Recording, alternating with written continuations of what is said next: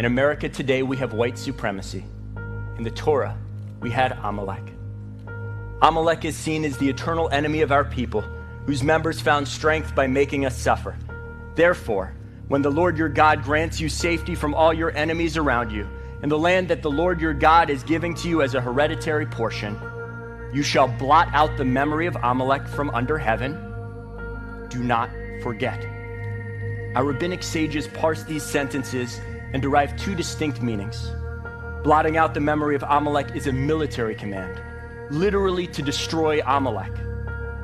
Now, facing today's Amalek, we are reminded that the Torah calls us not just to escape, but to extirpate Amalek. We are commanded to do real and literal battle against it. That means coming off the bench in the fight against white supremacy. It means putting our reputations and our money, and our physical bodies on the line.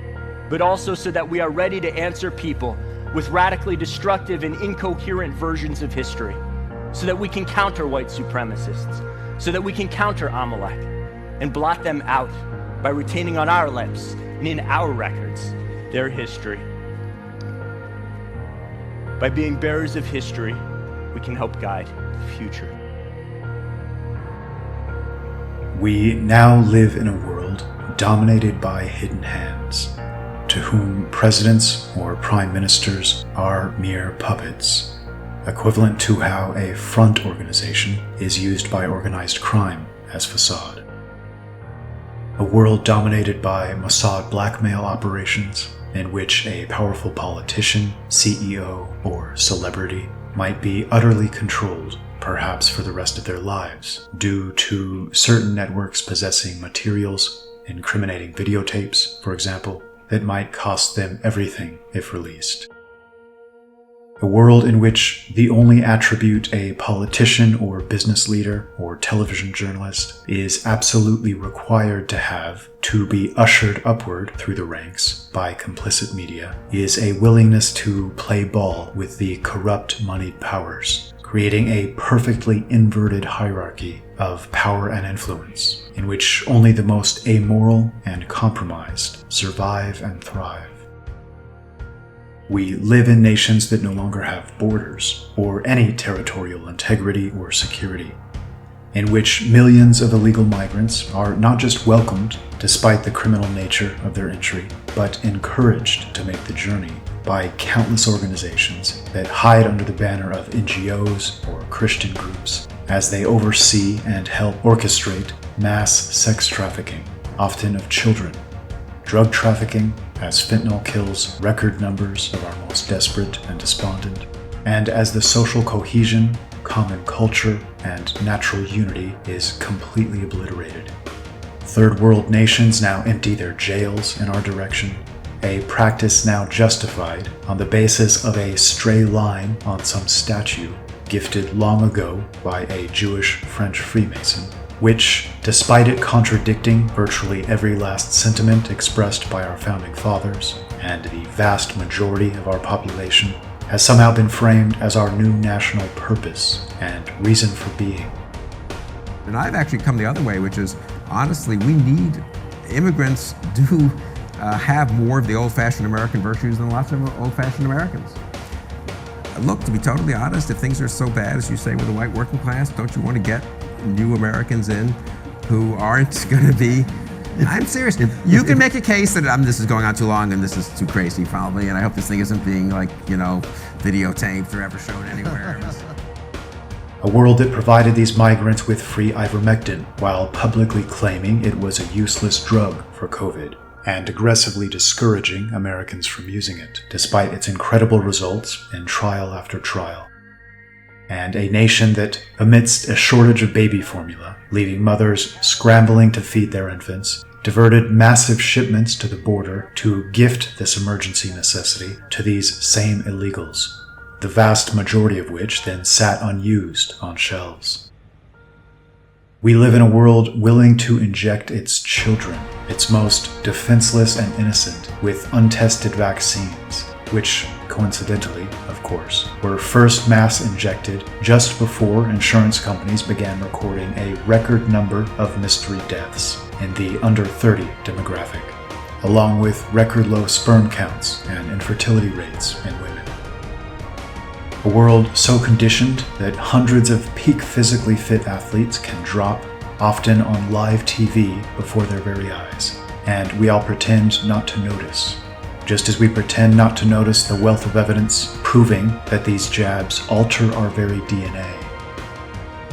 A world forcing its children and those around them to wear masks, despite not one shred of evidence definitively proving their efficacy, creating a situation in which, in their most important and formative years, reading the social cues on the faces of their parents, teachers, or friends becomes an impossibility, and a warm, reassuring smile can't be communicated when it's needed most. Just a sea of expressionless, dull blue, white, gray, and black masks on nearly every face, subsequently littering every city, mass polluting every body of water. A world in which we've become more accustomed to see these same children as a burden, slowing our economic gains, to be dropped off somewhere else while we pursue a larger paycheck, often to be trusted with deviants, degenerates, and sexual predators, because it's the hip new trend for teachers to discuss their sex lives with these vulnerable, unaccompanied children as captive audience, who then learn about how they, too, can mangle the natural biology assigned to them by God and join an exciting new club, a club in which nearly 50% of its members go on to commit suicide. We do this to children, our most innocent, who look to us for guidance. A world in which pedophilia is on the verge of becoming an accepted and defended practice, and its perpetrators a defended cultural subset, in which both open and closeted pedophiles are now far and away one of the most overrepresented groups in positions of power and influence, in which incest and bestiality certainly aren't far behind at this pace. A world that seems intent on phasing out all old history books, coupled with a complete rewrite of history, until every last child of European background is essentially paralyzed with shame and guilt from a never-ending succession of brazen lies about their ancestors, replacing that type of motivating and positively orienting admiration and respect for those who came before them with hatred and resentment. A world that has killed its ancient conception of our God and Creator and replaced it with a new religion, with its equivalents of popes, saints, martyrs, and aggressively evangelizing preachers, in which science has now become equivalent to expert consensus that, by tremendous coincidence, always seems to benefit Big Pharma, or the rootless cosmopolitans that bankroll them. In a nation that, though experiencing record-setting gas prices threatening to utterly destroy the lower middle class and small businesses, has begun quietly selling off its strategic oil reserves to China, our foremost competitor on the world stage, and the same nation that, by great coincidence, has made our current president and his family obscenely wealthy. We now live in nations in which nearly every last politician, almost without exception, seems to be bought and paid for. And why not, after all? Our population increasingly resembles a random assortment of every variety of people, culture, religion, ideology and perspective and mindset. In nations that, in attempting to represent everyone, ultimately represent no one. A hotel, a stadium, a refugee hostel, a shopping mall, that we formerly called a nation. We live in a world with leading trendsetters and influencers that seem to have, at least figuratively, sold their soul to the devil to play these roles, where nearly every music video or opening ceremony increasingly resembles some satanic ritual, and every tune seems more formulaic than the last, as the quote experts hone in on which type of primitive beats most efficiently tap into our primal monkey brain and most effectively turn off our higher nature and higher consciousness and direct us toward unthinking embrace of our lower and baser nature. A world increasingly dominated by individuals that, despite spending decades informing us of the evils of racism, colonialism, and the forcible imposition of a culture on native peoples, are now openly and proudly racist, just in the opposite direction, and aggressively forcing their culture on populations who'd very much prefer they didn't, and even gloating as they do so. In a nation that assured us that racism was everywhere, and encouraged emboldened thugs to incinerate entire city blocks and engage in billions of dollars of damage on this basis. Despite the revelation that Black Americans are less likely to die at the hands of police in their average interaction with law enforcement relative to white Americans. Despite the fact that even as early as the 1990s, studies had shown clearly that an African American man and a white man of equal IQ would indeed experience different trials in life, but that it was the Black man who was more likely to be accepted into universities and more likely to earn a higher income relative to his white counterpart, a gap that has to be even wider now. A world in which our technology seems increasingly oriented and harnessed to more efficiently program an unthinking mass of NPC humanity that seamlessly move from George Floyd remembrance to COVID alarmism and the cheering of masks and lockdowns to BLM and Antifa support as they set entire city blocks on fire, to trans and LGBT causes, to waving a Ukrainian flag, with seemingly no understanding of the fundamental aspects of any of these, more often than not. A world in which holding the, quote, right position is now equivalent to social currency, and if you'd like to keep your job, retain your Twitter account, and ensure your social media activity gets seen by the public, or be successful on YouTube, or receive glowing praise from our bot press, you'll learn to keep your head down and learn to play the game according to the rules we all recognize, but virtually nobody dares voice with any specificity. A world in which farmers, truckers, and the white middle class are bled dry, as men who've never worked an honest day in their lives live in what may well be called the most decadent luxury experienced in human history.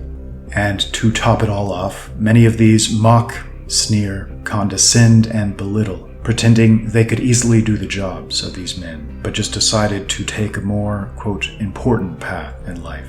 Technology is reducing the ability to give them the jobs. We just, more and more, if you think about it, the agrarian society lasted 3,000 years, and we could teach processes. I could teach anybody, even people in this room, so no offense intended, to be a farmer. It's a process. You dig a hole, you put a seed in, you put dirt on top, add water, up comes the corn. Then we had 300, you could learn that. Now comes the information economy. And the information economy is fundamentally different because it's built around replacing people with technology, and the skill sets that you have to learn are how to think and analyze. And that is a whole degree level different. You have to have a different skill set. You have to have a lot more gray matter. A world in which Ghislaine Maxwell and three-letter agencies can create social media platforms and design their algorithms to create terrifyingly ignorant, yet simultaneously pretentiously arrogant echo chambers to shift norms, narratives, and prevailing discussions in popular culture, while the majority of their user base still somehow sees them as organic venues for open discussion. A world in which Ghislaine Maxwell's father, the Mossad operative who certainly ranked as one of the most powerful men in the world, owned and operated the largest educational textbook manufacturing company, and to this very day, hardly a single person knows it. And a world in which most people just take for granted that Epstein is indeed dead, that Ghislaine is indeed sitting in a jail cell, and doesn't question the no cameras and no media coverage policy in the courtroom, even after having watched multiple significant recent cases covered live and in real time. A world that took the internet, perhaps the most promising and intriguing and exciting invention in our lifetimes, and turned it into little more than another avenue for aggressive advertising and manipulative societal control, and the most cheap and vapid entertainment and social posturing, destroying its magic, its most exciting and free elements, one by one, and decimating free speech and thus freedom of the human spirit along the way. A world not just with unprecedented surveillance, feeding information to growing personality profiles on nearly every man, woman, and child in the world. Not merely software and phone apps with covert backdoors, but rife even with hardware backdoors, stretching all the way to Intel and the world's largest chip manufacturers, making it nearly impossible to sidestep this illegal data mining and constant monitoring. A world in which, despite being divided down the middle politically and ideologically, nearly every major celebrity, every late-night talk show host, in short, anyone that seeks to climb the ladder of the entertainment business, just happens to hold the same opinions, cheer the same political candidates and social causes, support the same organizations, and yet many still don't come to the obvious conclusion as to how and why this could possibly be. A world whose current leaders seem intent on spreading as much ugliness, chaos, and disorder as possible, as if consciously attempting to mock the Creator and the beauty inherent in His natural creation. A world with increasingly inverted ethics, morals, and standards, where fat is now healthy, ugly is now beautiful, incompetence is now a form of merit, and negative behaviors of all sorts are everywhere justified and rewarded. A world that has jettisoned God and instead worships of the Church of Scientism and, quote, social justice. And because modern science has become less about the scientific method and coldly dispassionate factual research, and more about mere consensus of, quote, experts, this modern science can now be used to prove anything that suits the goals of the money that so controls it. The perfect weapon, which, much like social justice, is similarly dishonest and represents a total inversion, becoming the perfect definition of injustice and an artificially tilted playing field, an anti-meritocracy of sorts. A world on the brink of nuclear war, with an obscenely corrupt degenerate calling on Western nations to let nukes fly immediately to protect his interests, and who may even get his way, considering how many of our politicians have sons and daughters with multi-million-dollar deals and similar vested interests in this most corrupt state in all of Europe. A politician-led push to war, as evidenced by the billions of taxpayer dollars being sent their way every few weeks, and the endless stream of weaponry, which we promptly and dutifully lose track of the moment it leaves our shores, and which could be ending up anywhere. All cheered on by an oblivious subset of the American public, recently exposed by a study showing that support for Ukraine is highest amongst those with least knowledge of the nation, region, and its respective history.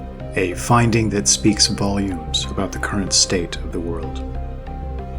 A nation in which criminals now own the streets in many regions, in which flash mobs engage in mass robberies and call it reparations, to the extent that brick-and-mortar stores are now everywhere disappearing. A nation in which racially motivated attacks have never been more common, and many people are now afraid to walk the streets at night, with this criminal element spurred onward by a rabidly anti-white media, engaging in the most insidious deceit and manipulation to purposefully stoke this hatred, and a nation in which celebrities and politicians now band together to ensure these criminals can immediately post bail, and thus spend little to no time in jail, allowing them to repeat this cycle indefinitely with almost total impunity due to their racial background or political affiliation. A world in which the FBI seems to exist largely to protect the highest criminals and prosecute people like the parents concerned at what their children are now being taught at schools. An organization that seems willing to make a complete mockery of themselves and their reason for being as they do so, in which FBI agents now aggressively groom suicidal or mentally deficient societal outcasts in order to produce the headlines they seek, while most of the public, even when presented with the most definitive evidence time and time again, simply looks the other way. A nation in which, as we speak, 87,000 IRS agents are being hired and well armed, all with your taxpayer money, to more efficiently fund this attempted purge, and in an effort to create a palatable pretext to more quickly imprison ideological opposition. We live in a world that turns a blind eye to mass environmental destruction and devastation, and even manages to funnel those who care to reverse this trend into organizations that fight for, quote, green energy solutions that have destroyed our energy independence, caused brownouts in summer, and now promise dangerous conditions in winter, and stand to make China and some of the most corrupt men on the face of the earth trillions of dollars, while doing nothing to solve the fundamental problems that ail us, as our rivers increasingly flow with trash, our oceans teem with microplastics, and our fish die off in droves, poisoned by heavy metals. All the while, we're all laser focused on carbon, a focus which somehow seems to be synonymous with the destruction of energy independence and the white middle class. A world not just suffering from environmental pollution, but an equally nefarious and very much related pollution of the human body, of our food and water and air, with chemicals and additives and preservatives that have led to a complete biological reshaping of mankind, as testosterone levels drop by well over 50% so far, fertility plummets, and that type of healthy masculinity that quite literally built the foundational aspects of the world we live in today is all but completely destroyed, and we're left with a type of man that have been seen as an absolute abomination in any other era. The perfect slave, soft, yielding and submissive, devoted to instant gratification and bred in circuses, completely lacking in courage or principles or dignity or standards, happy to dutifully live in the pod, eat the bugs, watch his Netflix and play his Nintendo Switch as the world burns around him. To be frank, we're increasingly disgusted with the world you seem intent on creating, intent on forcing on the rest of us. You've managed to stoke a great deal of profound anger in many good people, which I assume was perhaps part of the goal. And despite all of the mysterious shootings committed by heavily drugged kids with proven FBI involvement and three-letter agency grooming, despite all of the attempts to create a narrative and to herd us into your caricature of irrational hatred and violence, thus far we haven't taken the bait. And your attempt to disarm the law-abiding public, to pave the way for uncontested dominance, doesn't seem to be going quite as well as I suspect you'd hoped it would. Barring some miracle or act of God, a fight is certainly coming. It seems millions of people on both sides now inescapably recognize this. And who knows, perhaps that fight itself will be the act of God. Before we're separated into our respective camps, before we lack the ability to truly communicate because we no longer speak the same language, I wanted to tell you a bit about who we are, at least as I see it. A great many of us are descendants of those men who built the nations you're so enthusiastically destroying. And despite your attempts to convince us of their comic book villain evil, we've come to realize that most were genuinely good, capable, thoughtful, and decent men, of a sort we're sorely lacking at present in positions of power and influence. And we strive to be the same. We don't despise our history, or our ancestors, or our traditions. And instead of pretentiously tossing these aside and believing we know better, we intuitively sense there are priceless lessons to be learned from those who came before us. Pioneers, adventurers, explorers, warriors, and men who sought to create and produce, men who saw corruption and parasitism as an immense evil to be kept always at arm's length. We recognize that the family is the core element of any healthy society, and represents the microcosm of a healthy community, state, or nation, and that for either the family or the nation to be optimally healthy, there must be mutual love and respect, social cohesion, and some very real cultural and ideological homogeneity. We are those who now recognize that diversity is our strength is akin to saying tension, friction, infighting, and mutual animosity is our strength, and that this cliché was one of the most insidious lies ever foisted on the public. A nation doesn't become stronger by having subsets of its population pulling in every which way simultaneously, canceling one another out and dissipating their energies. We love and respect animals and nature and the natural order, and recognize all of this as the handiwork of our Father, our Creator, intended to be the visible manifestation of His power, as well as His serene and balanced equilibrium. And we look with some suspicion on the attempt to replace this natural world with ever more artificial alternatives to it in every sphere. We love our children and believe a healthy masculine and feminine influence on a growing child is all important in shaping his perspectives and his forming mind, and realize this natural interplay between masculine and feminine principles and polarities is what makes the world go round, and a big part of what makes life worth living.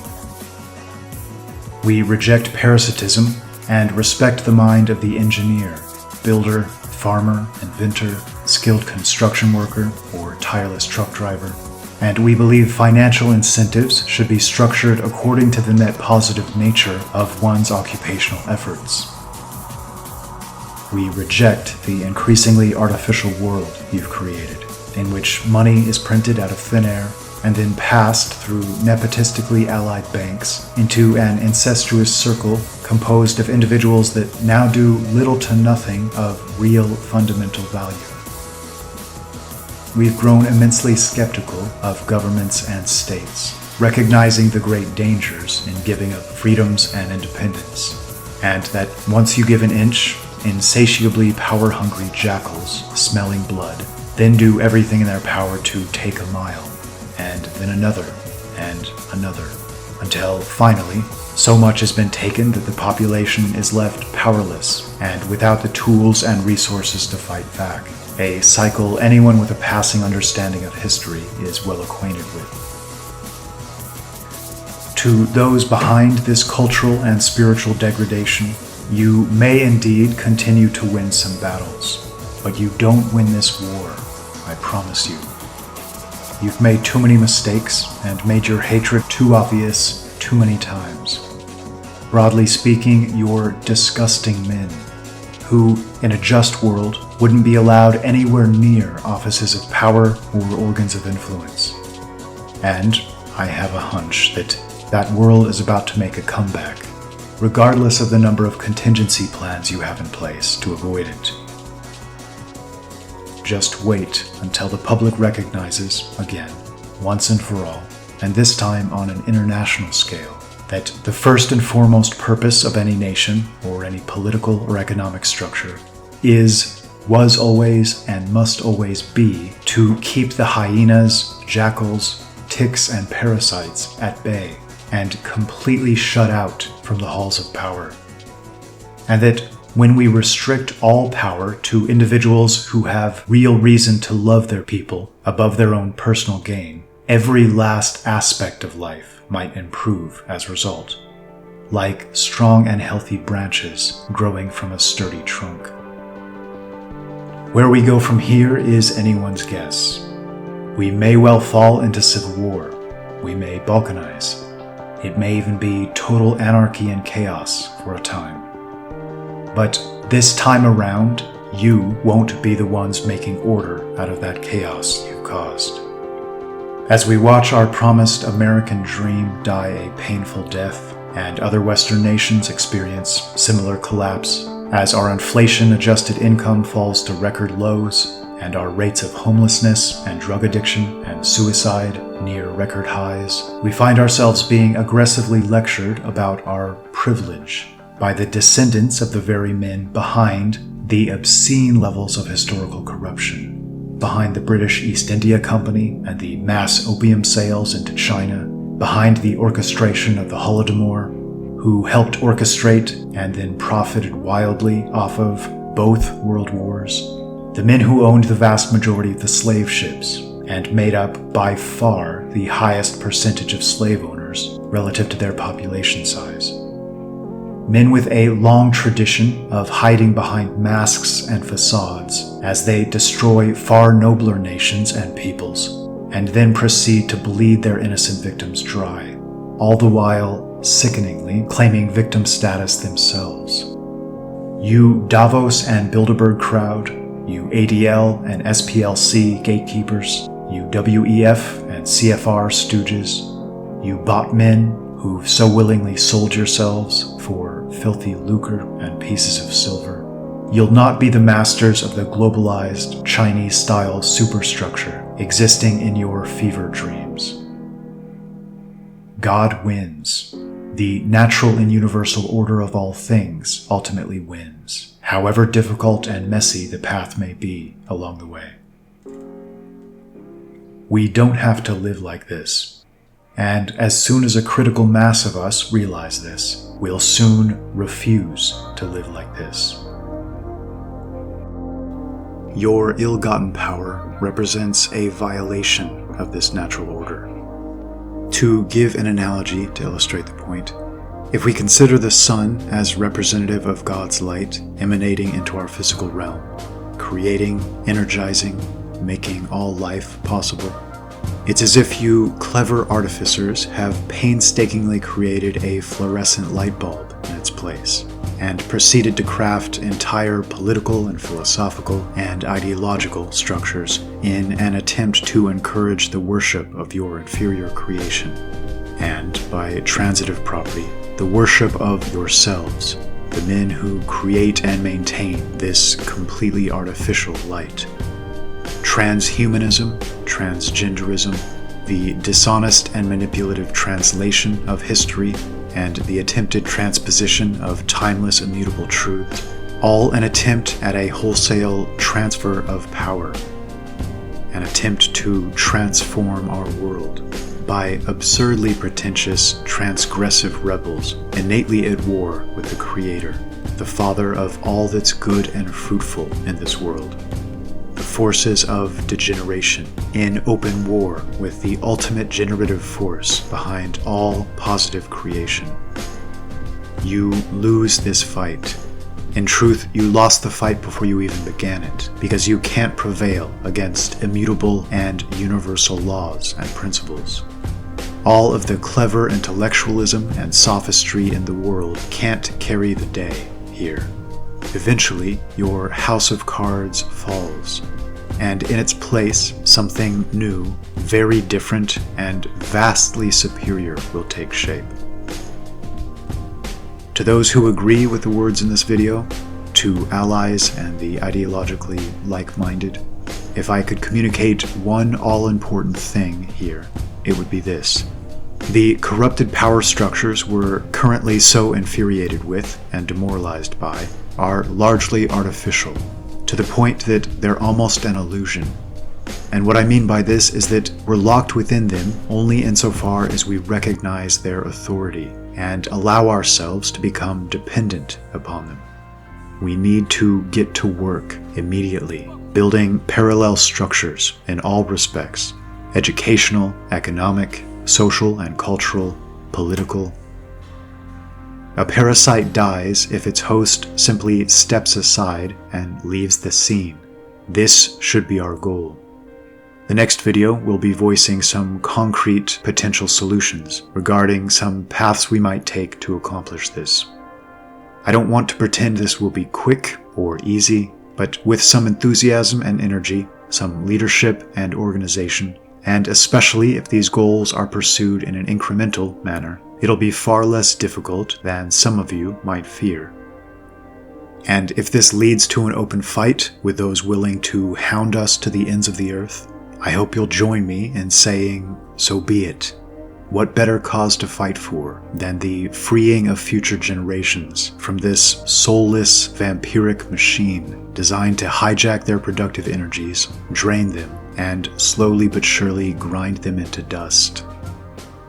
Remember, demoralization is a weapon being masterfully wielded at present.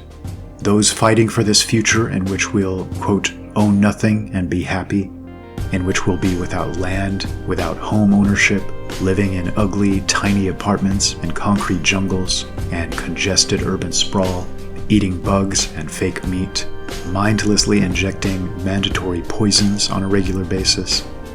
The pushers of this future represent the smallest fraction of the population, capable of puffing themselves up like a bullfrog, due to decades of our being lulled to sleep as they engage in wholesale institutional capture and their subsequent dominance of media, social media, finance and banking, and entertainment. But never forget that they are the tiniest minority, whose power and influence hinges entirely on our recognition of their authority. The man behind the curtain is a malformed little dwarf with the most insane delusions of grandeur. And we bear some very real blame for buying into these delusions for as long as we have. However, the moment even a modest percentage of us truly wake is the moment this foul creature is brushed aside and a new world might take shape. Work towards hastening that day and that future.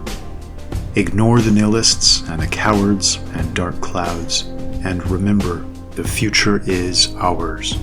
One way or another, this madness will end in our lifetimes. We won't be passing this hell on to our children. Envision this change. Find the most genuine and compelling reasons to believe in it, and let's get to work to make it manifest.